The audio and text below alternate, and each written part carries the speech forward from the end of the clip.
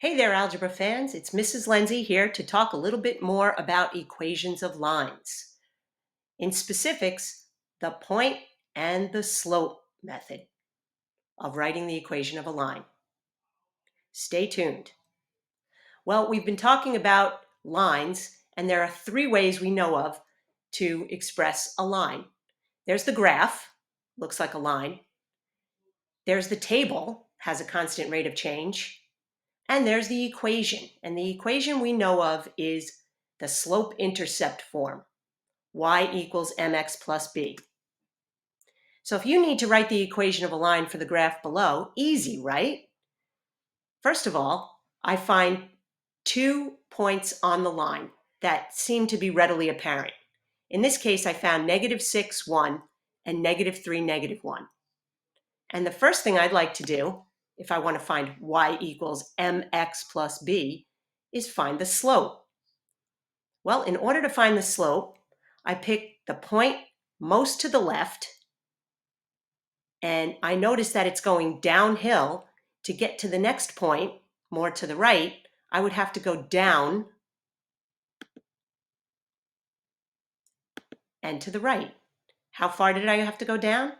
I went down 2 and to the right 3.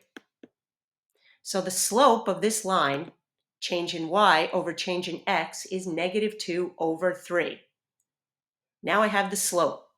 I'm halfway there to finding the equation of the line. But I do need the y-intercept. Well, I know where the y-intercept is. Here's the y-axis, this vertical axis, and here's this red line.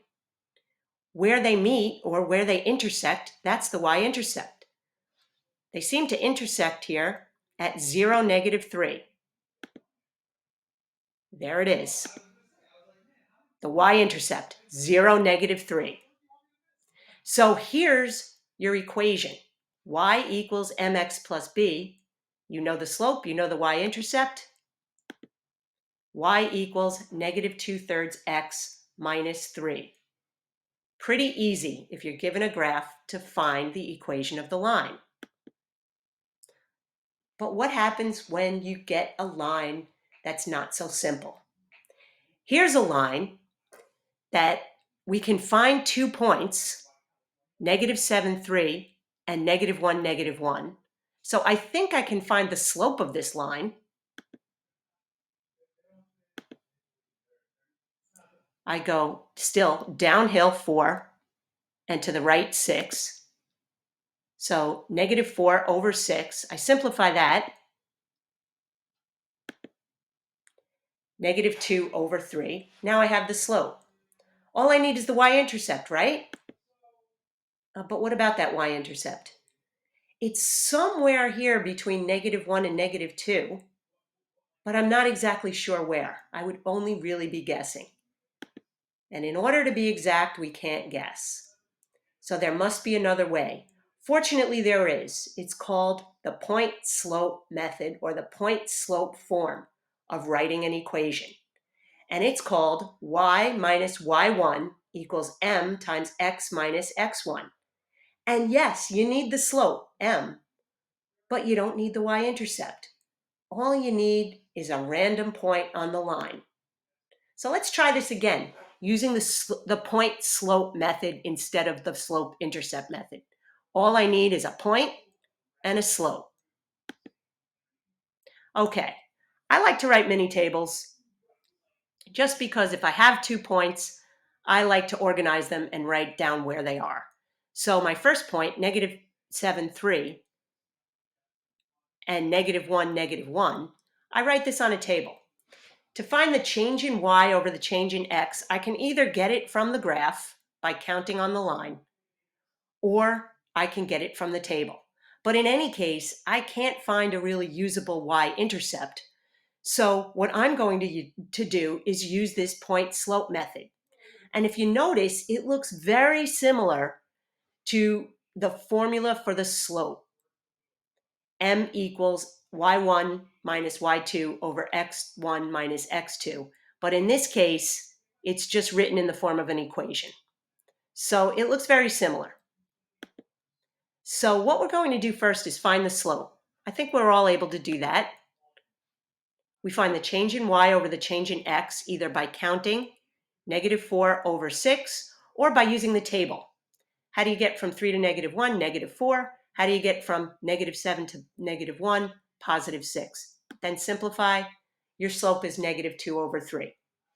Once we know the slope, because we don't have the y-intercept, instead of using the slope-intercept method, we're going to use the point and a slope method. All we need to do is pick a random point, and I've really got two to choose from. So what I'm going to do is choose the point -7, 3. I could easily choose the other point. It really doesn't matter. So if I choose the point -7, 3, I'm going to let x1 be -7 and let y1 be 3. And all I need to do now is substitute them into the equation. I know the slope, m, is -2/3. If I substitute for y1, 3, that's y, remember it's y minus 3. It does come from that slope formula, or the distance between these two y's, equals m, which is -2/3, times x minus, my x1 is -7. Notice my x1 is -7, so I do have this double negative here to clean up. So my first order of business on my next step is going to be to change this double negative to a positive. X minus -7 becomes x plus 7. My next order of business, I want to get this into function form, or y equals form. I'd like to distribute this fraction, or this slope here, -2/3. So if I multiply -2/3 times x and -2/3 times 7, I'll get y minus 3 equals -2/3 x minus 14/3. So -2/3 times x, -2/3 times 7. Now it's just a matter of adding 3 to the constant on the other side. So if I add 3 to -14/3, I can use my calculator, math bracket, or get common denominators, whatever you like. I end up with y equals -2/3 x minus 5/3. That would not have been so easy to do using the slope-intercept method, because as you can see, the y-intercept is not so easy. It's not an integer. It's a fraction. So what do I do if someone asks me what the y-intercept was? Well, now that I have it in function form, or y equals mx plus b form, I can see the y-intercept. Here it is.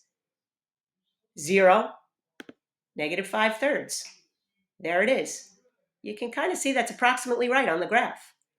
What about the x-intercept? Not so easy, unless you know the fact that the y coordinate of the x-intercept is 0. Just substitute 0 in for y. I would use this equation. 0 equals -2/3 x minus 5/3. Seems difficult to solve for x, but it's really not so bad. All I need to do is, well, I'm going to eliminate the fraction, because I don't like this 3 in the denominator. So if I multiply all the terms by 3, 3 times 0 is 0. These 3's cancel out. These 3's cancel out. I'm going to end up with a relatively easy equation to solve. 0 equals -2x minus 5. Now it's just a matter of adding 5 to both sides. 5 equals -2x, and dividing by -2. I end up with 5 divided by -2, or -2.5 equals x.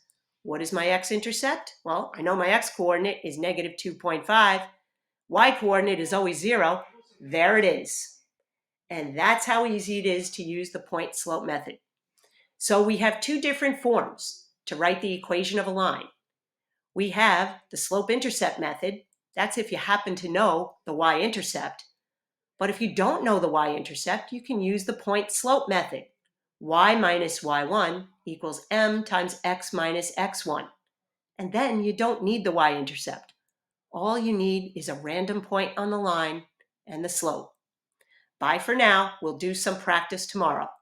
Thanks for listening. See you then.